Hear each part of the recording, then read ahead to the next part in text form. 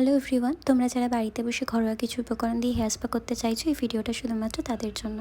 প্রথমে একটা পাত্রে বেশ কিছুটা খাঁটি সর্ষের তেল নিয়ে গরম জলের ওপর 5 থেকে 7 মিনিট রেখে উষ্ণ হয়ে আসলে স্ক্যাল্পে এবং সারা মাথায় ভালো করে মাসাজ করে ওভারনাইট ছেড়ে দাও।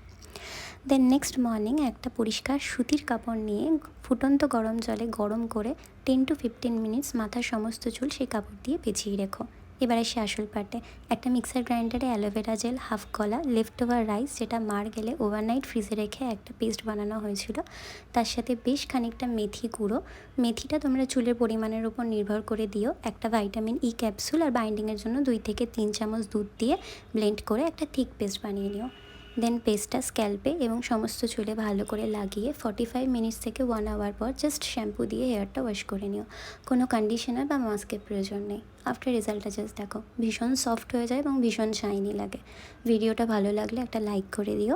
সবাই ভালো থেকো, সুস্থ থেকো। টাটা।